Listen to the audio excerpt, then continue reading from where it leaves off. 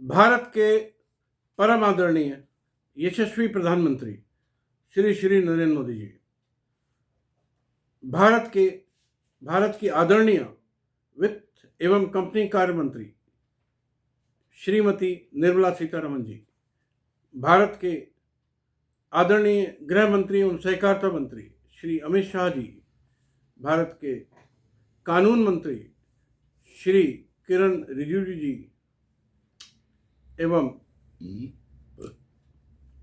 Chairman SEBI Shri Ajay Tyagi ji एवं governor RBI Shri Shaktikanta Das ji एवं सहारा समूह के पीड़ित और सहारा की सभी कंपनियों और सभी सोसाइटीज के पीड़ित मेरे निवेशक भाइयों और बहनों और सहारा के पीड़ित कार्यकर्ता, फ्रेंचाइजी और सहारा के इस्तीफा दे चुके कर्मचारी और जो भी मेरी इस सच्चाई की आंदोलन में मेरे विचारों से सहमत हैं, उन सबको मैं ये वीडियो, जो कि सहारा से संबंधित भारत के महाघोटाले, जो ऐतिहासिक घोटाला है, इतना बड़ा घोटाला कभी दुनिया में नहीं हुआ और न शायद कभी हो पाएगा। और उस महाघोटाले में केंद्र सरकार और राज्य सरकारों की मिलीभगत को उजागर करने वाला ये मेरा 7वां वीडियो है। और ऐसे अनेक अनगिनत वीडियो आएंगे और एक एक वीडियो में सबूत के साथ, तथ्यों के साथ, मुद्दों के साथ मैं भारत सरकार और राज्य सरकारों की मिलीभगत का, भ्रष्टाचार का उजागर करूंगा।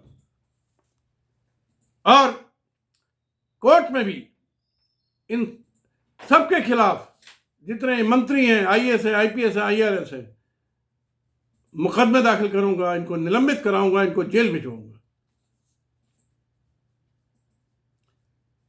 साथियों, मैं अजय टंडन, अधिवक्ता सर्वोच्च न्यायालय, राष्ट्रीय अध्यक्ष ईमानदार भारतीय पार्टी, अंतर्राष्ट्रीय अध्यक्ष ऑनेस्टी इंटरनेशनल, आज मैं भारत सरकार एवं सहारा समूह की भ्रष्टाचार में मिलीभगत का पब्लिक प्राइवेट पार्टनरशिप की सीरीज का पार्ट 7 बोलने जा रहा हूं, जो कि banning of unregulated deposit scheme rules 2020 एवं राज्यसभा सांसदों की कमेटी और 2020 में दी गई रिपोर्ट, जिसमें प्रदेश के मुख्यमंत्री, मंडलायुक्त, सभी प्रदेशों के पुलिस कमिश्नर के भ्रष्टाचार का खुलासा हुआ है, पर आधारित है।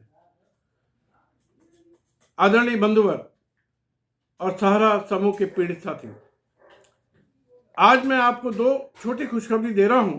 वो ये कि मेरे प्रयासों से थाना कोतवाली, उन्नाव, उत्तर प्रदेश में सहारा के विरुद्ध सभी कंपनियां, सभी सोसाइटीज, सभी डायरेक्टर्स, सभी अफसरों के विरुद्ध 1 लाख पेज की पुनः प्राथमिकी दर्ज हो गई है, जो कि सहारा समूह के खिलाफ है।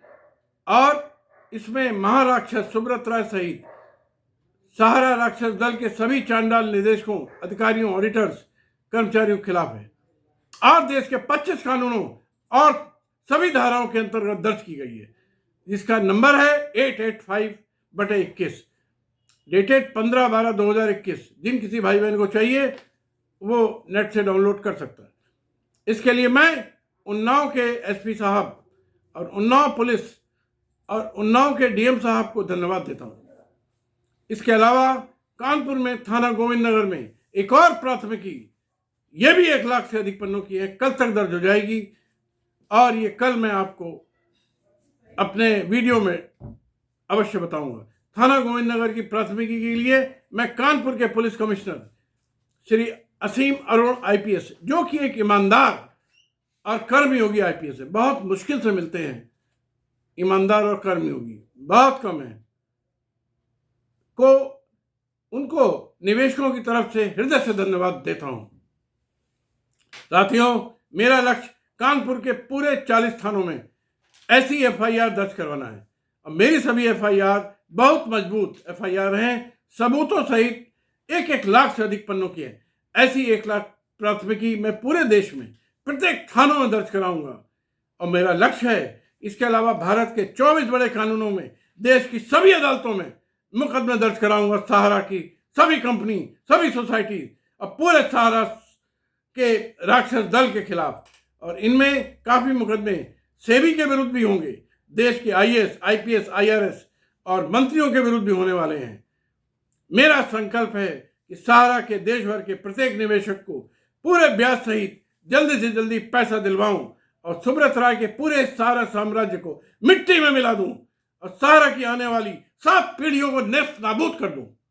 मैं कहता हूं मिस्टर सुब्रत राय, इस जग में जितने जुल्म नहीं उतने देने की आदत है और देने की ताकत है। चुन चुन कर मारूंगा मैं तुम्हें, क्योंकि सच कहने की आदत है। साथियों, आज मैं बैनिंग एक्ट के सिलसिले में कानपुर के मंडलायुक्त डॉक्टर राजशेखर आईएएस से मिला।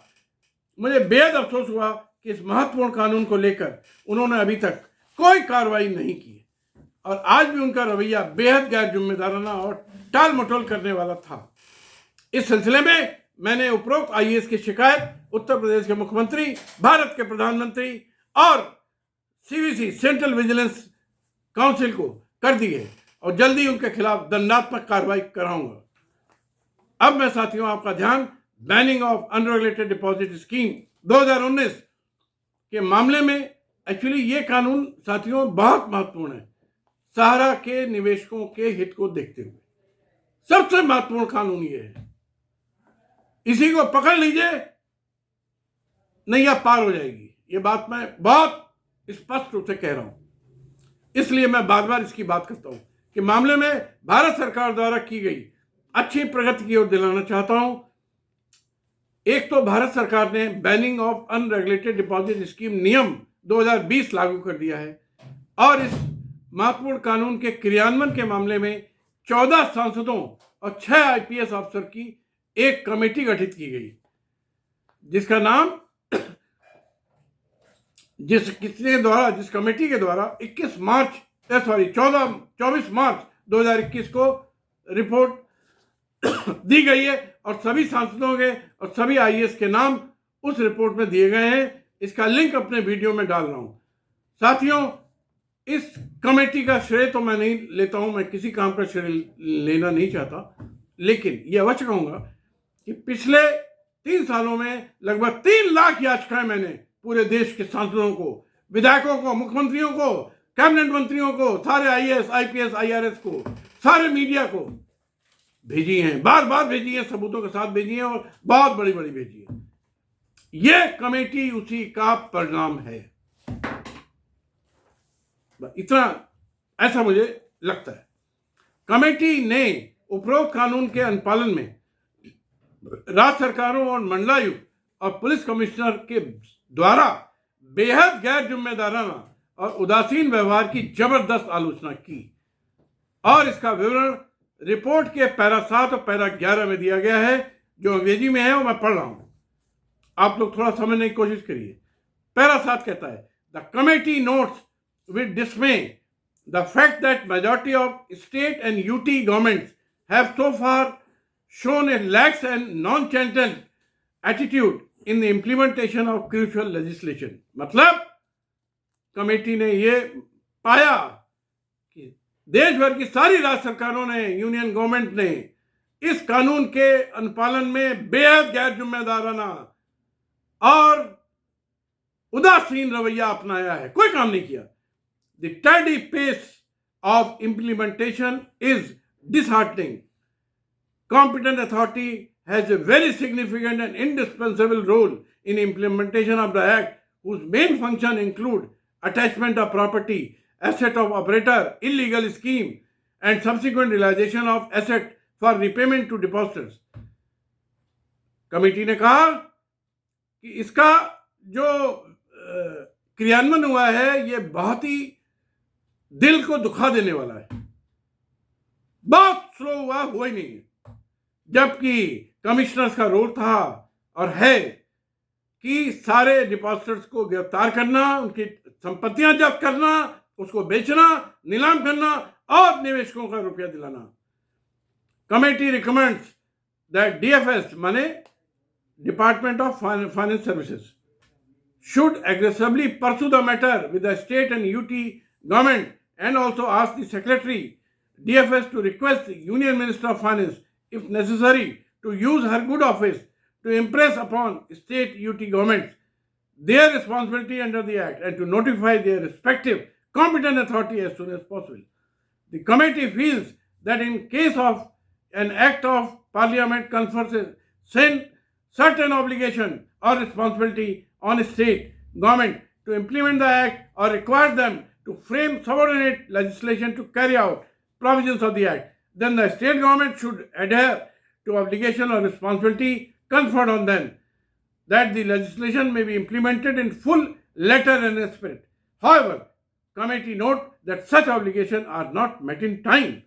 The delay in taking action on part of state government, defeating the main purpose of legislation enacted by the Parliament. The committee therefore recommends that Ministry should submit a proposal to the Government of India Cabinet Secretary for creating a central mechanism agency to oversee the implementation of Central Act by the state UT government and make them accountable, answerable for any delay on their part in implementing or giving effect to act of Parliament, including framing of subordinate. कुल मिला के committee ने ये कहा कि state government और उनके अधिकारियों का, IAS का रवैया बेहद गलत है, बेहद गैर जिम्मेदाराना है, उनके ऊपर दंडात्मक कार्रवाइयां होनी चाहिए। इसके लिए एक पूरी बॉडी बननी चाहिए, एक पूरा सिस्टम बनना चाहिए, मैकेनिज्म बनना चाहिए, ताकि वो इनके कार्यों को रोज पर रोज देखे और इनको मजबूर करे कि इसके अनुसार काम करें। और इसके लिए राज्य सरकारों के मुख्यमंत्रियों की पूरी जिम्मेदारी डाली गई है। पैरा 11 कहता है, The committee expresses its concern and displeasure over the fact that majority of states have been so casual about implementation of such crucial legislation having a far-reaching effect on public interest. बात clear कहा कि committee ने बहुत ही असंतोष जाहिर किया है, अब बहुत ही तकलीफ प्रकट की है कि इतने महत्वपूर्ण कानून का अनुपालन बिल्कुल जीरो हुआ है। The tardy pace of implementation is disheartening. The committee recommends that DFS should pursue the matter with the state. Our committee therefore recommends that there should be a national level body which can investigate and follow up such financial fraud independently without any pressure from central or state government. The composition and term and condition of service of officials manning such a body may be framed. Committee ने कहा कि एक central body बने, वो पूरे fraud को ठीक तरीके से उजागर करे और पीड़ितों को न्याय दिलाए, उनको पैसा दिलाए। उपरोक्त रिपोर्ट से केंद्र सरकार, राज्य सरकारें, उनके अफसरों की सहारा के भ्रष्टाचार में मिलीभगत का मेरा आरोप भाइयों बहनों एक बार फिर सत्य साबित हो गया। इसलिए मैं अजय टंडन आप सभी सहारा पीड़ितों से निवेदन करता हूं, राय देता हूं कि आप इस रिपोर्ट का प्रिंट लेकर, बैनिंग एक्ट का प्रिंट लेकर एक प्रार्थना पत्र के साथ अपने अपने जिले के जिलाधिकारी या मंडलायुक्त, पुलिस कमिश्नर या SP पुलिस के पास जाएं और उन पर कानून के तत्काल अनुपालन करने का दबाव डालें, ताकि और उन पर यह दबाव डालें कि सहारा के कार्यालयों में छापा डालें, सील कर दें, रिकॉर्ड सील कर दें, संपत्तियां सील कर दें, उनकी गिरफ्तारियां कर दें और आपका रिफंड मैं ब्याज के जल्दी से जल्दी आपको वापस दिलवाएं। जय हिंद, जय भारत, जय मां भारती।